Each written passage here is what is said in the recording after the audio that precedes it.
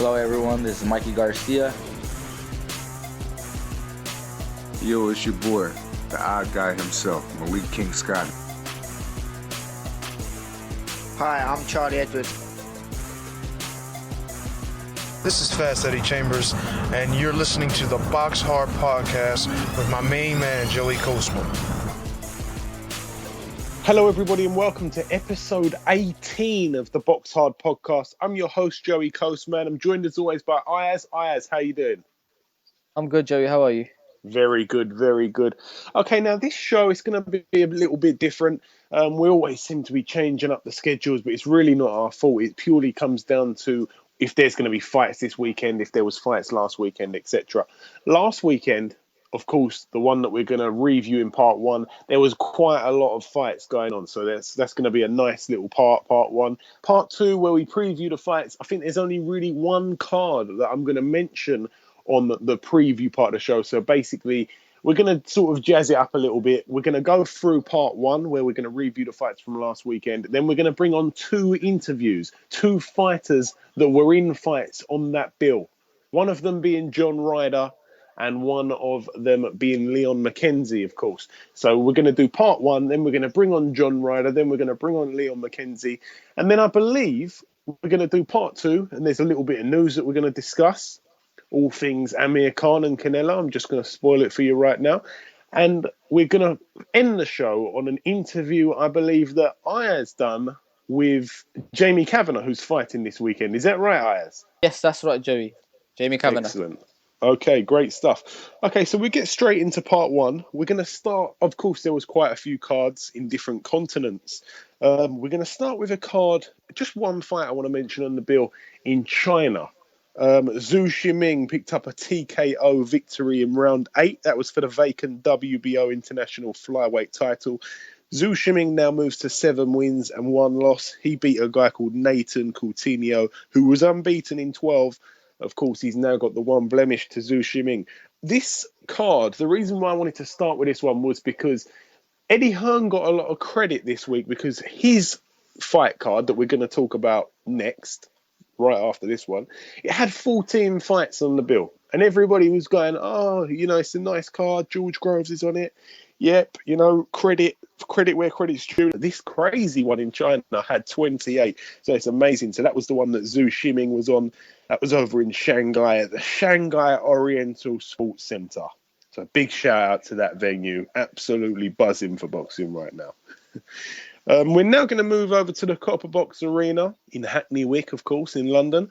We're going to start with top of the bill. He's the first guest on this week's show, John Ryder. We're going to, of course, talk to him a little bit later, but his result of his fight, he picked up a 12th round unanimous decision victory over Sergei Kamitsky. Of course, Sergei Kamitsky, everybody's sort of nicknamed him the Brit Basher. We've seen him stop a few of our prospects. John Ryder started the fight a little bit ragged, a little bit wild, I think. He picked up a cut above the right eye in the second round.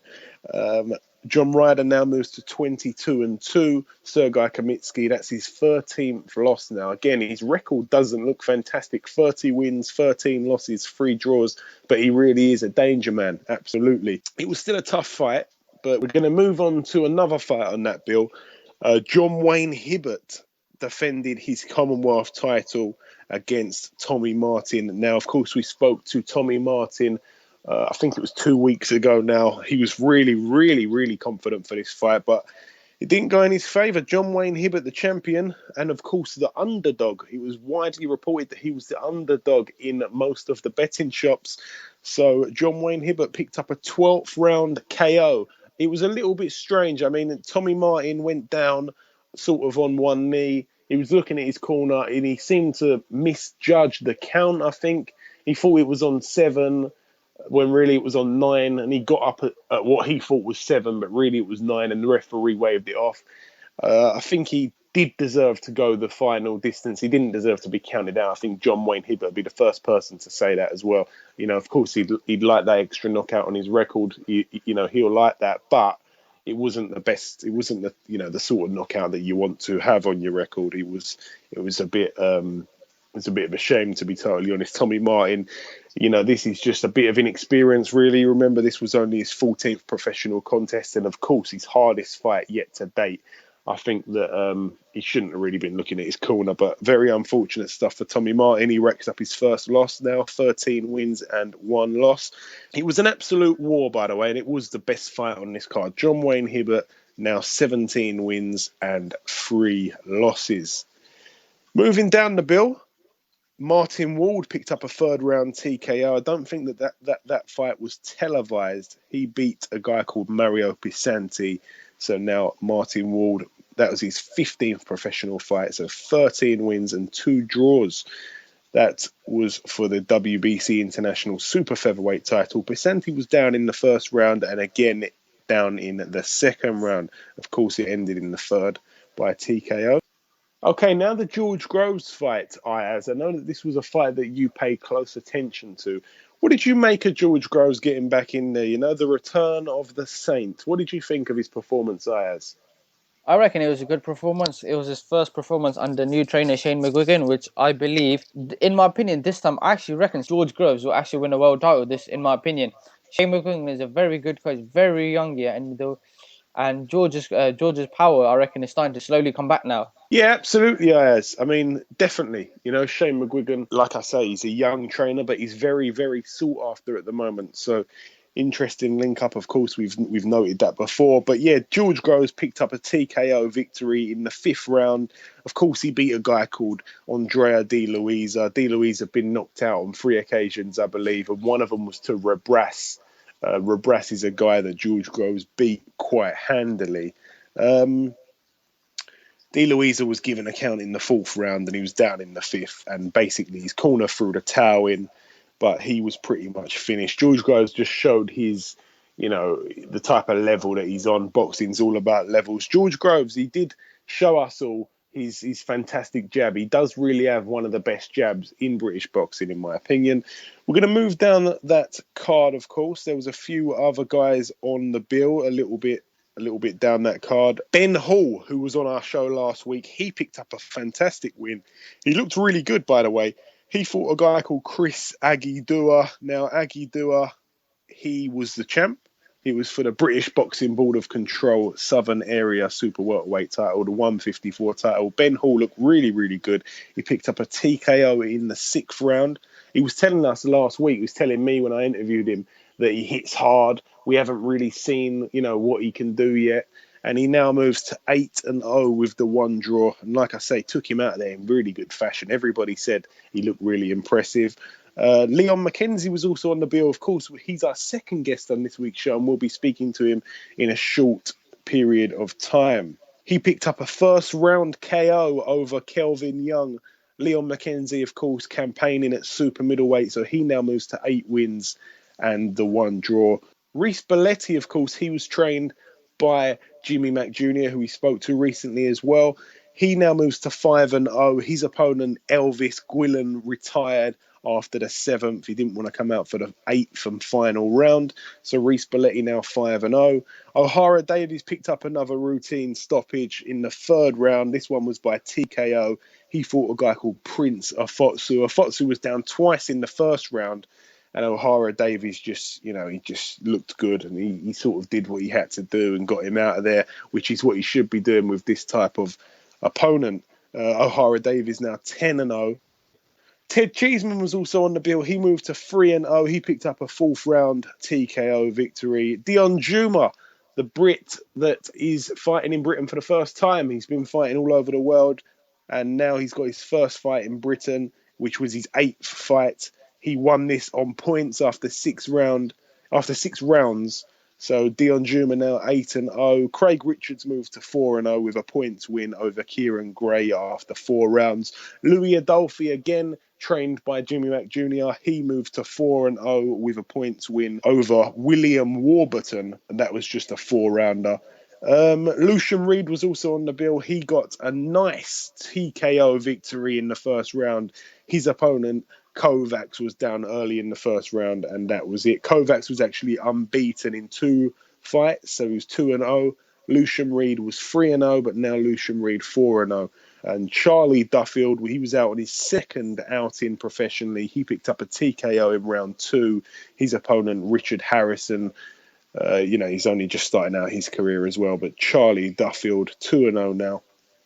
And that's it for the Copperbox show. I believe we've read out every single fight of that 14-fight card. I think we've given the results on every single fight.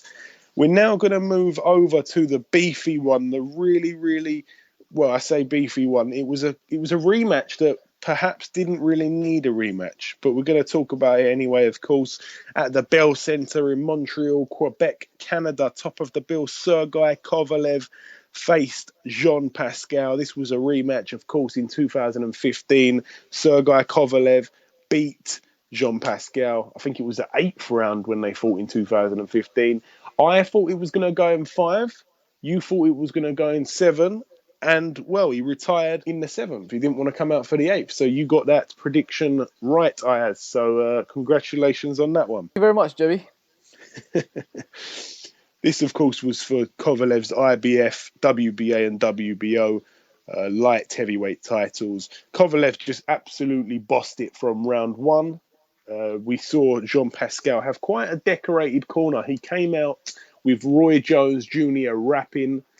He rapped him into the ring a little bit like Stormzy did for Joshua the other day. I'm not sure it was quite up to the same standard, but nonetheless, Roy Jones Jr. came out with him. Of course, he also had Chris Bird, the former heavyweight champion of the world, in his corner. And of course, one of the best trainers in boxing as well, Freddie Roach, was in his corner. So you could see he was taking it serious, Pascal, but even though he was taking it serious, Kovalev just too superior for him, to be totally honest with you. Like I say, he was bossing it from round 1. He was hitting him with whatever he wanted to. Every time they were clinching up close, Kovalev was throwing in that double right hook or double left hook right into the ribs of Pascal. Every single time they was literally just being told to break by the referee, he'd quickly slip in those 2 body punches, and they looked really solid, those type of punches that he just wanted to punish him. And he said it, he did say it. He said he just wanted to punish him. He's not a good person. He doesn't respect him, and he's never going to respect him. That's what he said. Of course, after the fight, when he was being interviewed, he said that he wants to fight Adonis Chickinson. What do you make of that, Ayaz? Have you ever heard of Adonis Chickinson? Yeah, a nickname for Adonis Stevenson. I reckon that's a very good fight, but in my opinion, I still reckon Kovalev beats him. Yeah, so do I, if I'm being totally honest with you. He jumped in the ring, he said, "I'm the real champ." To be totally honest, Kovalev didn't really sort of give him the time of day. He just sort of walked off and kept it cool. He's just won a big fight. He's not going to start getting into a slanging match in the ring, especially when both guys' English isn't the greatest. I don't know what language they'd be speaking in. Kovalev, again, now 29 wins and 1 draw. He's just an absolute animal at the moment. I can't wait to see that fight. I did ask a question on the BoxHard Podcast Twitter page. I put a poll up there. I did ask everybody, if only one can happen in 2016, what fight would you rather see? Would you rather see Kovalev against Ward or Kovalev against Stevenson? Now, we took 161 votes on Twitter, and Kovalev versus Ward was the winner. It was 55% and 45% for the Kovalev versus Stevenson fight. So Kovalev versus Ward, a fight that people want to see more than the Stevenson fight. In my opinion, I'd like to see the Stevenson fight, but I'll leave that there. We're going to move down that card. There was one other fight, I believe, just one other fight I want to mention on that card. A prospect coming through at the moment. 2 prospects coming through at the moment as it goes. Firstly, the heavyweight prospect Cassius Chaney. He moved to 6-0 with a 3rd round TKO over Zoltan Sassler.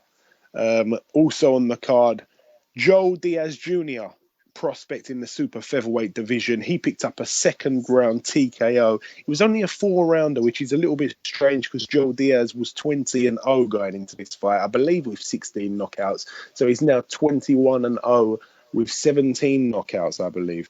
So a really good win for Joe Diaz Jr. Another fantastic opportunity for him to get on that big card in Canada. There's a couple other fights that I want to mention that took place in USA. There was a fight at the Marriott Convention Center in Burbank. Jose Felix Jr., He picked up his 33rd win. He's now 33-1 with the one draw. This was a split decision after 10 rounds. He beat a guy called Ricky Sismundo. Ricky Sismundo was deducted 1 point for hitting after the bell, and it was a split decision, as I say. And that's really it for all the cards this week. Like I say, there was that big card in China, that huge card in China. There was the bill in the Copperbox, and of course the fights in Canada. And there was just one to mention there on USA. We're now going to bring on our first guest. Ladies and gentlemen, please welcome, fresh from his fight on Saturday night and his win over the Brit Basher, Sergei Kamitsky, we welcome you, Mr. John Ryder. John, welcome to the show, my friend. Thanks for having me. Thanks. I'm ready to be on. No problem. It's my pleasure. I just want to touch on your win on Saturday. We've seen Sergei Kamitsky, your opponent, stop some of our prospects, of course, Adam Etches and, of course, Frank Buglioni. How tricky is Kamitsky? Because his record doesn't obviously look fantastic, but we do know he's a real danger man. What's his power like? How did you feel in there on Saturday, John? There's real power in both fists. I mean, he throws that big backhand and he just loops that short hook in, but you look at him and you think, oh, he's easy, do you know what I mean? It'd be easy meat, but he does things a little bit differently. Like when you're in there and he kind of takes you by surprise a bit. He is better than he looks when you're in there with him. You sort of started the fight not in the best way. You got a cut in the second round, I believe. Did you mean to start like that, or was it just simply wanting to impress straight away, maybe a bit too early? No, I mean, I seem to I always get cuts on that side of my face for some reason. I mean, but no, I mean, I just wanted to box. I knew there was, in my mind, I'd put in that there was no chance in hell that I'd get Kamitsky out of there. So it was just purely just to box, not to make it an exciting fight for no one, just purely just to get a win and get my career back on track. Definitely. Now, I want to talk about the Nick Blackwell fight. It wasn't the usual John Ryder we see turn up for fights. What went wrong on that night, and how much would it mean to you to avenge that loss to Nick Blackwell? I trained well, I trained hard, but I mean, I just messed up with my diet a bit and paid the ultimate price. Do you know what I mean? It just shows that if not all factors are done properly, then slip-ups are going to happen. Do you know what I mean? It's all very well. I was out in Texas training for 3 weeks prior to that fight and come back for another 3 weeks back in England. But, I mean, I was great runs, great sparring, but just didn't get a hold of my diet and my weight and crashed it down last minute. And, I mean, people said to me that if you don't do your weight properly, you'll get halfway through a fight and things are just failure. And it turns out it does. Is that a defeat that you'd like to avenge? Of course, we now know that he's supposed to be fighting Chris Eubank Jr. Would you want to get a look in for the winner of that fight, perhaps? Yeah, definitely. I mean, it's a natural fight.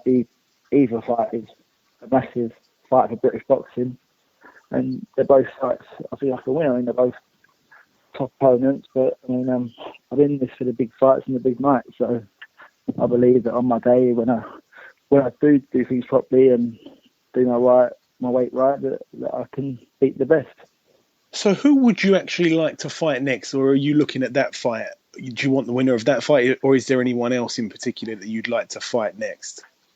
No, I mean, I genuinely just leave it down to Tony, Sims and Eddie Earn and just see what they come up with. I mean, I'm not the kind of person who shouts from the rooftops that I want so-and-so, but I mean, a fight I would like would be like the Jorge Sebastian Highland fight. I think he came off that good win against Matthew Macklin, and I mean, I think he's had one fight since, and that's over a year ago. So I mean, he's got a great ranking with the WBC, and there was talk about it before, but it's just a fight I would love to have.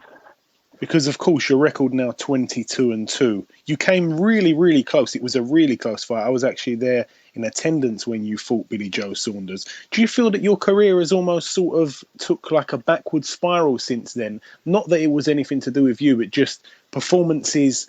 You underperformed in a couple of fights, although you pulled out the win. But again, a really, really good effort you put up against Billy Joe. Do you feel that you've come out of the limelight a little bit, whereas before you was right underneath that big spotlight? Yeah, definitely. I mean, after the Saunders fight, I mean, I was due to get straight back in against Jez Wilson for a British title eliminator in December. But I got a hand injury, so that put me out, and the fight ended up being put back till April time.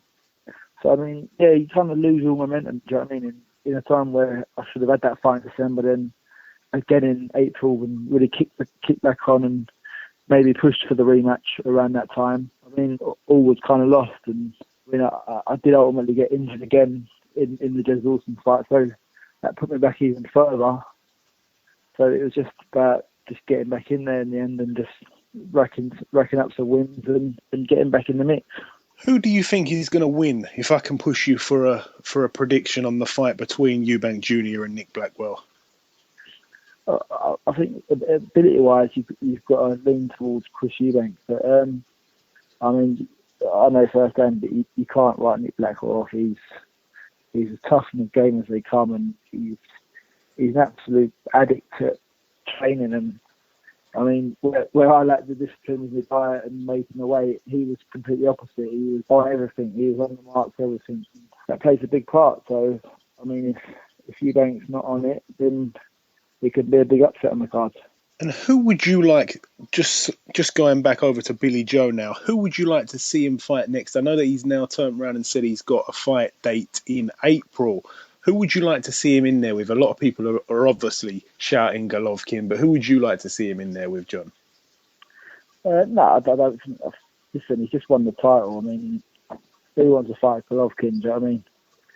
Realistically, it's a very high risk, and not being funny that the money will not be the greatest of rewards. But I don't know. I mean, someone like a challenger, maybe like a Gabriel Rosado or someone of sorts like that who has previously fought for world titles and is willing to travel, because I mean he does deserve to have a fight in London and have a homecoming. He deserves to get through the fences.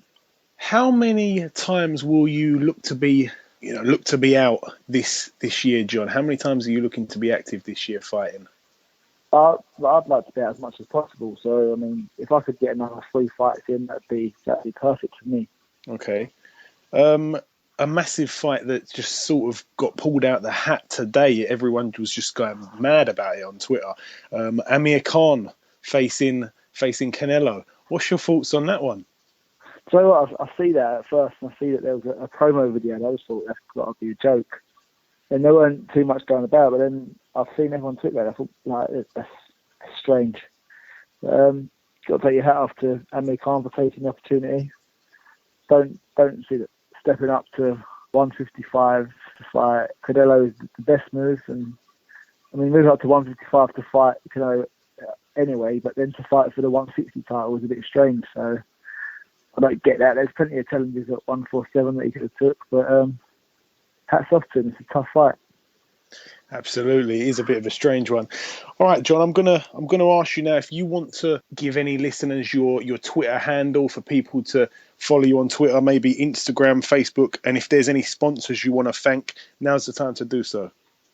Yeah, if I could thank White's Gentlemen's Club, Elite Scaffolding, RS Raynham, sponsors. Thanks for their continued help and support. My Twitter and Instagram is _John_Ryder_. Yeah, just get following and keep supporting. Absolutely. Okay, well, thank you for giving us a bit of time this close after your fight, John, and this late at night, of course. It's been my pleasure having you on the show. Thank you very much, and we wish you the absolute best of luck for this year and the best health, I hope you don't get no injuries or anything that's going to play a part in your career in a negative way. All the best from BoxHard Podcast, John. Thanks a lot. Thanks for having me. No problem. Take care. Thanks, mate. Bye-bye. Okay, now, as I said, this show is a bit different to any other shows we've got. We've got the 2 interviews that are sort of still part of part 1. We've just interviewed John Ryder. We're now going to bring on ex-football player turned boxer. Ladies and gentlemen, please welcome Mr. Leon McKenzie. Leon, welcome to the show, sir. How you doing? Fantastic. I'm fantastic. Yourself? I'm good, thank you. Just a chilled day today. Chilled day after that crushing first round KO. Yeah, it was a good weekend for myself and family. Just handled business. What was it like fighting on Sky Sports? Finally getting that exposure as a boxer. Of course, you've probably been on Sky Sports as a footballer. Is that the first time you've been on as a boxer, though? Sure, yeah, that was the first time as a boxer. So, that's an achievement in itself. it was good to make an impact and a big statement in the fashion that I did. One thing I want to ask you, Leon, is, of course, as you say, you were a professional football player. When you turned to a boxer, was you still in love with football a little bit? Not really. I think I've done all I could in regards with my professional football career. I had 18 years of some fantastic, had some fantastic memories, and achieved as much as I could in that professional career. Also was, had a lot of major injuries, which was a bit of a burden to my career, maybe even blossoming even more. But like I said, scored many goals, has got some fantastic memories, so I left a lot behind and obviously moved forward. Yeah, because just before your fight started, they did show that goal you scored, that famous goal against Manchester United, and it seemed like your celebration, to be honest, lasted longer than the fight the other night. Yeah. I mean, I kind of made that a bit of a trademark, taking off the top thing when I score sort of big goals like that. So it was just a habit, and weren't in bad shape then, to be fair. No, I did actually have a little butchers at your body at that time. Yeah. Something I do want to say is, of course, you turned pro in 2013. You had 3 fights in 13, 3 fights again in 2014, 2 in 2015. Are you looking to get out a little bit more in 2016 now? Well, possibly. I mean, 2015 there was a couple of injuries and things happen. It's obviously it's boxing, isn't it? So it's a tough sport. I know. I remember hurting my hand. I slipped a disc in my neck. So again, it's just all about timing and everything else. The realistic, logic for me is that I'm 37 years old, 38 this year. I'm just not going to be able to fight every sort of 2 months. It's just not possible. But if I keep having fights and stopping them or knocking them out in that fashion, then of course I'll be fighting a lot more regularly. My next fight will be for a major title, so I'm not too sure on date-wise yet, but we've got a couple of options, and whatever option we choose to go by, whether that be an English title or something else that's been offered to us, then I'm sure it'll be in the next sort of few months. Of course, a lot of boxers do road work and stuff like that. Of course, they have to move their legs through training. Do you find this particularly easy because of your background?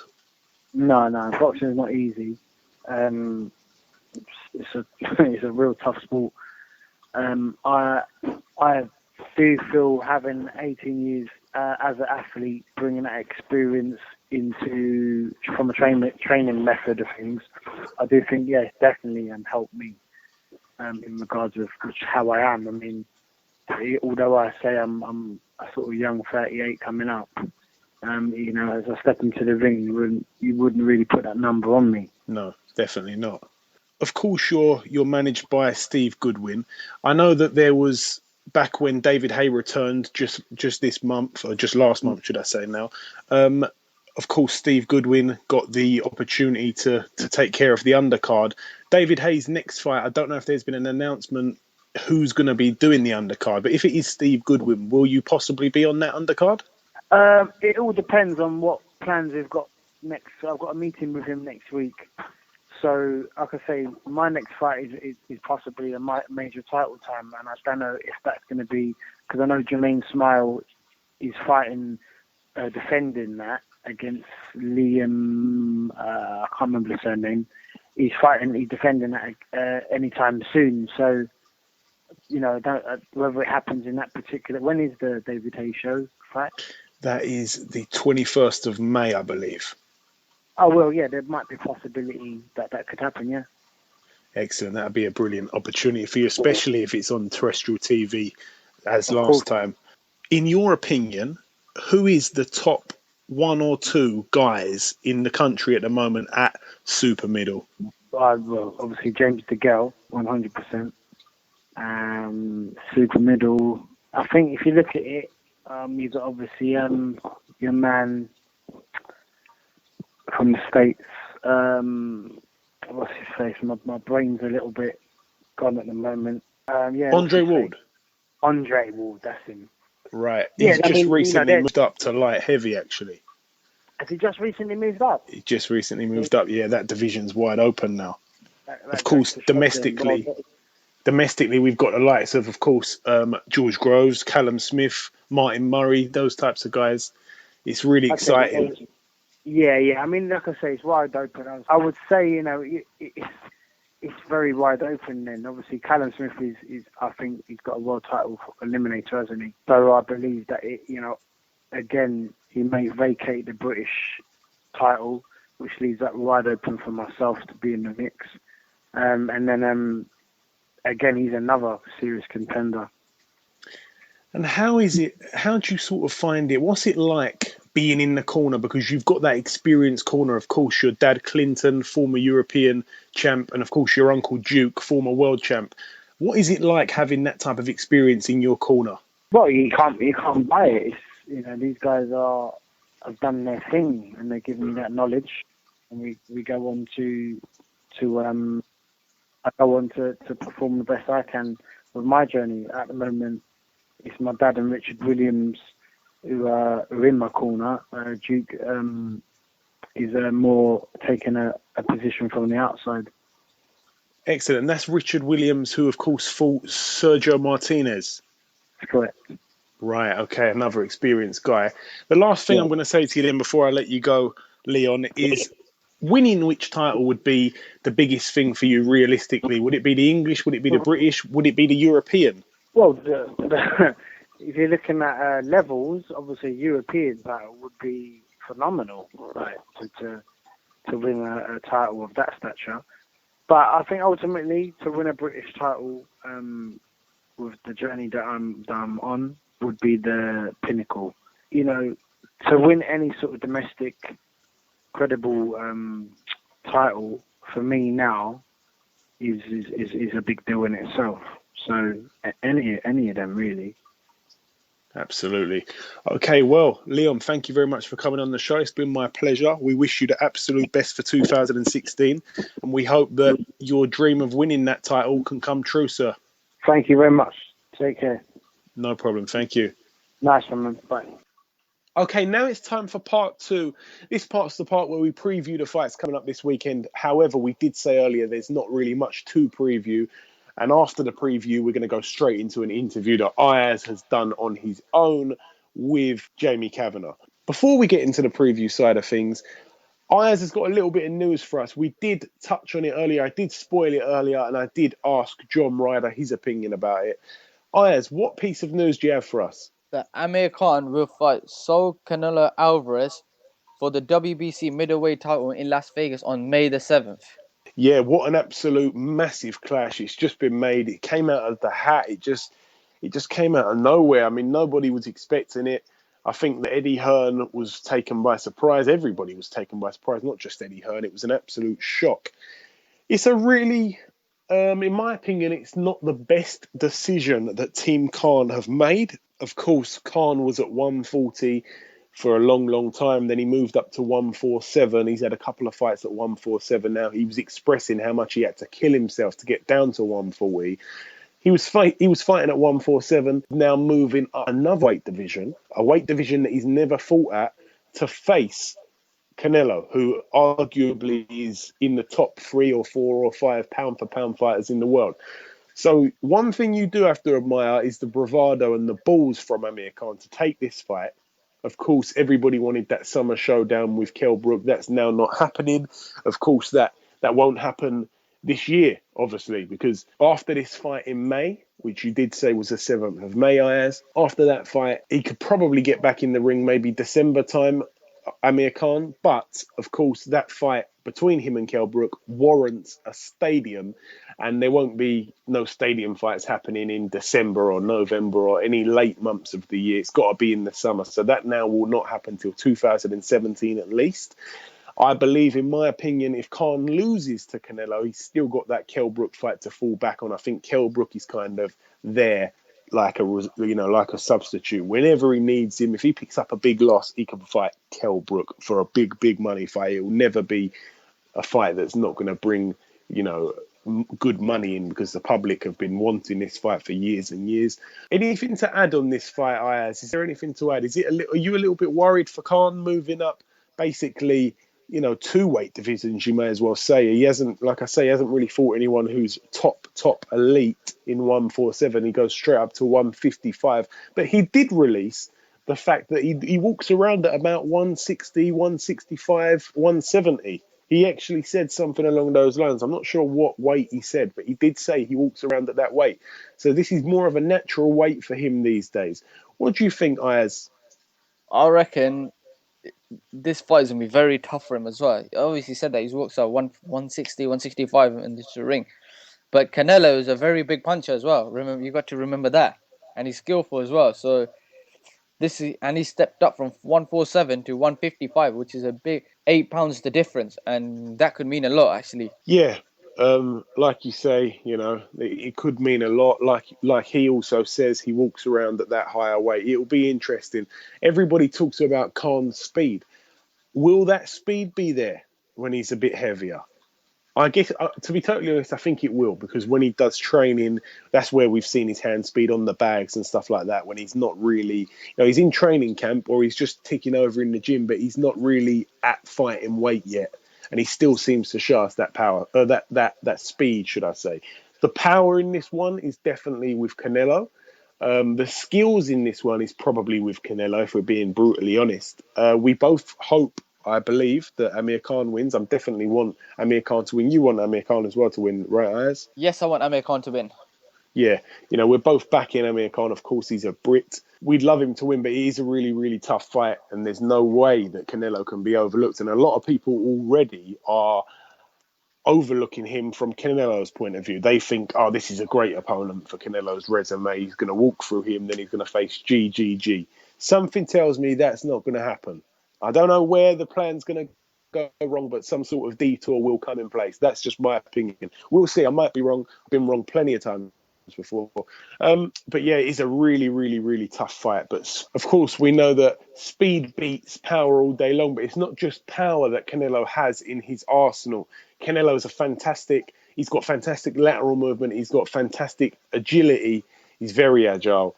He's tough. He can take a punch. It'll be interesting what Khan can do, because again, I still think we haven't really seen the best of Khan under Virgil Hunter yet. I definitely think it's a good fight. I saw an interview with Freddie Roach. Freddie Roach said that Khan has got a lot of balls for taking this fight. He also said that Cotto will be returning to the ring soon, and that they'd had an offer from Amir Khan that they had rejected, which was interesting because he said that at this point in Cotto's career, he doesn't need someone who's going to be running, throwing punches, and basically someone who Cotto's got to chase around the ring.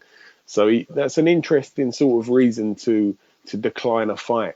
But a really, really big fight. I cannot wait for not March. I wish it was March. I cannot wait for May the 7th. It's, of course, going to be on HBO pay-per-view, but it's going to be aired over here. I reckon that it's obviously going to be between Sky Sports and Box Nation. I think that Sky Sports may probably end up getting that fight on their TV, to be totally honest. We're now going to move into the preview part of the show. We spent a long time talking about the news there on Amir Khan and Canelo. Over in Fantasy Springs Casino in California, Frankie Gomez tops the bill 19-0 he is at the moment. He's in a 10-round contest against Silverio Ortiz. Silverio Ortiz, 34 wins, 16 losses. This is in the welterweight division. Randy Caballero, he's also on the bill. 22-0 he is at the moment. This is a super bantamweight contest for 10 rounds. He faces Ruben Garcia, who's 15-1 with one draw. This will be an interesting fight, actually. Rocco Santamuro, he's also on the bill. This is his 13th professional contest. He's 12-0 at the moment. A couple of other prospects are on the bill. Shane Mosley Jr. is on the bill. Of course, that's the son of Shane Mosley. Did I really have to say that? 4 wins and 1 loss in his career so far. He's in a 4-rounder against a guy called Daniel Henry. So that's really it for USA. We're now going to move over to the card in Ireland, in Dublin at the National Stadium. This is the only purpose-built boxing arena or stadium in the world. This is for the vacant WBO Intercontinental Super Welterweight title, of course, the 154 title. Gary Corcoran looks to move to 15-0. It's a 10-rounder. Danny Butler 25 wins, 5 losses. It should be a good contest. Now, also on that bill, the guy that Ayaz is going to be interviewing in about 5 minutes' time, Jamie Kavanagh. He is in his 23rd professional contest, 20 wins, 1 loss and 1 draw at the moment. This is for the vacant WBO European lightweight title, a good belt that Jamie, I'm sure, will pick up. He faces Antonio João Bento. Antonio João Bento, 30 wins, 15 losses and 2 draws. Romeo Romao, the flash Welsh kid, he's also on the bill. 9-0 he is at the moment. He looks to move to 10-0, of course. This is an 8-rounder in the lightweight division. Michael Dufek, he's fighting, 18 wins, 11 losses and 1 draw. Patrick Hyland is also on the bill. For his record at the moment, 31-1. He faces Ronaldo Kalina, 14 wins, 29 losses and 5 draws.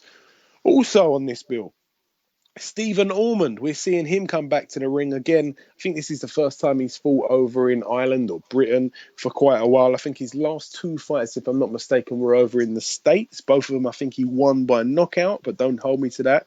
That's just what I remember. Stephen Ormond, 20 wins and 2 losses at the moment. He faces Lucas Yannick. Lucas Yannick, 15 wins, 16 losses and 1 draw. Declan Geraghty's also on the card. He gets out again. Anthony Fitzgerald, the guy we saw in that sort of a grudge match with Spike O'Sullivan, he's out again. He faces Sam Wall. Also on that bill, Peter McDonough, he's in his 55th contest, I think, or 54th professional contest. His record at the minute, 25 wins, 28 losses and 1 draw. Craig O'Brien, he's also on the bill. He looks to move to 4-0. So it's pretty stacked.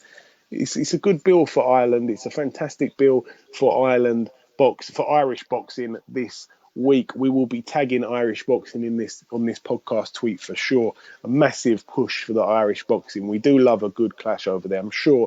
I don't think it is televised, but if it is televised or somewhere that we can watch it online, I'll definitely be tuning in. There's always a fantastic atmosphere over there. Irish boxing fans, of course, some of the best boxing fans in the world. And that's really it for part 2, I believe. We're now going to bring on the guest that Ayaz is interviewing all by himself. Ladies and gentlemen, please welcome, fighting on that big bill in Ireland on Saturday, Mr. Jamie Kavanagh. Welcome to the show, sir. Thank you. Thanks for having me. You got a fight this week against Antonio João Bento for the vacant WBO European lightweight title. Do you know much about your opponent? I only know what I've seen really on YouTube. You know, I've seen a few of his fights. He's not a bad fighter. He comes forward a lot. He's had I think 30 fights, maybe 15 losses. He's been around the block. He's got a lot of experience, and I'm looking forward to meeting him in the ring on Saturday night. How do you see this fight going this week, from your opinion?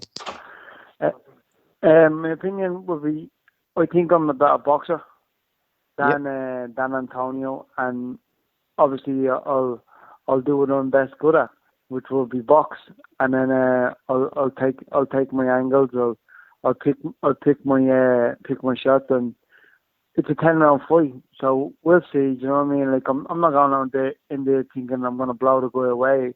It's a 10-round fight at the end of the day, and I'm planning on breaking them down and then hopefully get the stoppage in the later rounds. But we'll see on Saturday night, because at the end of the day it's boxing, and that's what's going to take place. We can have a game plan, but after the first round, they can all go out the window. Sorry. Yep. You used to train with Freddie Roach, is that correct? Yeah, I was trained with Freddie Roach for 3 years, and then I went to train with Joel Diaz for like a year and a half. During your time with Freddie Roach, right, did you ever get to spar Manny Pacquiao?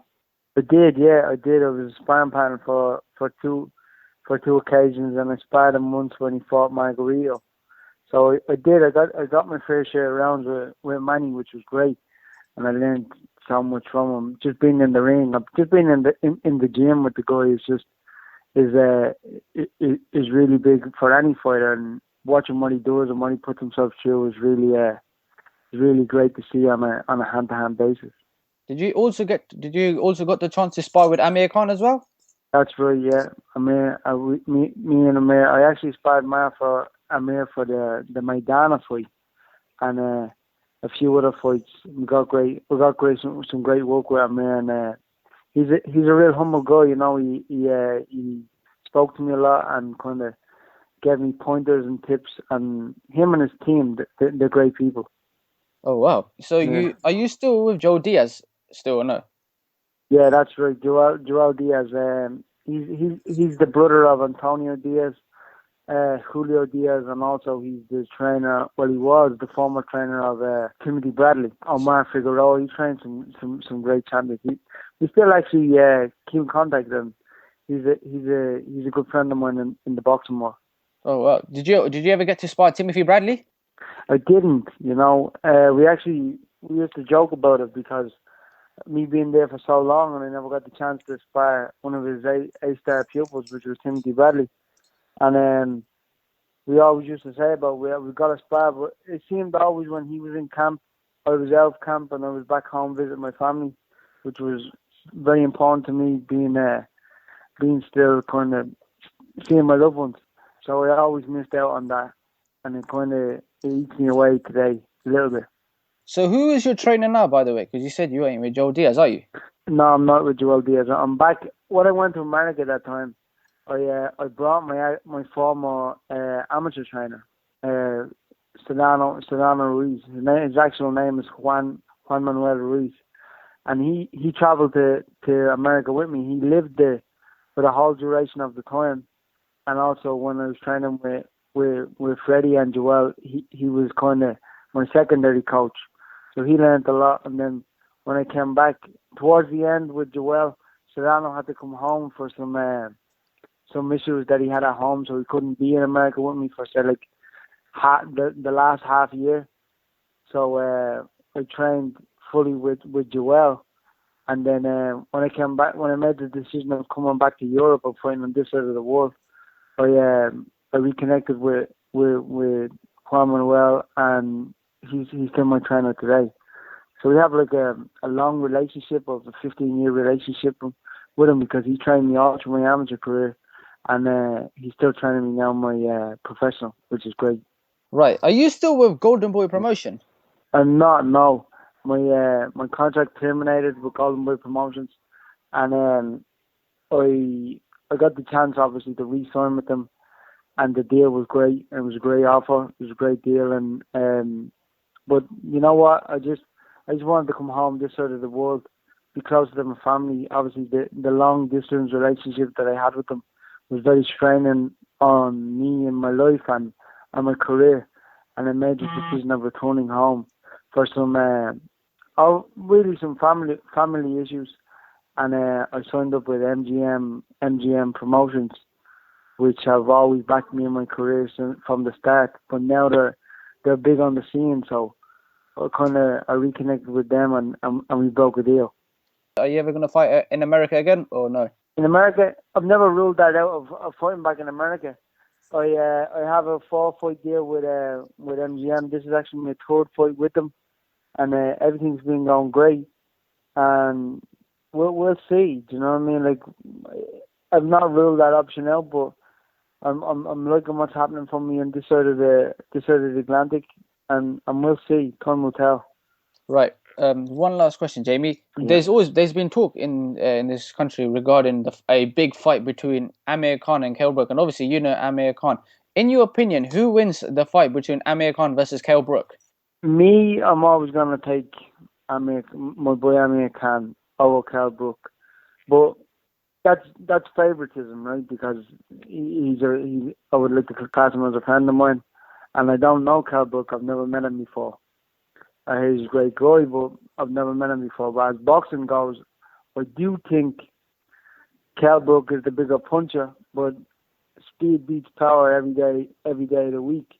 So if you're going on that analysis, I think Amir beats Kell Brook. There's always that chance of that one shot landing, but I'm liking the way Amir has changed his style when he went with Virgil Hunter, and I think he's gonna be, if not the biggest, in a couple of more fights. Obviously, I heard there's a thing of him fighting with Danny Garcia in the future. when he overcomes that fight, he's gonna be the number one guy in the boxing division. I'm picking Amir Khan. Okay, thank you, Jamie, and good luck in your fight, and we hope to speak to you soon. Thank you. Thanks for having me. Okay, unfortunately, that's all we've got time for on episode 18 of the BoxHard Podcast. I've been your host, Joey Coastman. Ayaz Sumra has been Ayaz Sumra. A big thank you to our free guests this week. Of course, we had to give you free guests because 2 weeks ago, if you remember correctly, we only had one guest on. We like to bring you 2 guests every week, so we felt that we had to make up for that by bringing you 3. A big thank you to our 3 guests. Those guys, of course, Jamie Kavanagh, Leon McKenzie, and John Ryder. So thank you very much for listening this far. If you have done, thank you very much for tuning in. Please come back next week. Please follow, please retweet, favorite, like, subscribe, comment, whatever, and we will see you next week. Take care.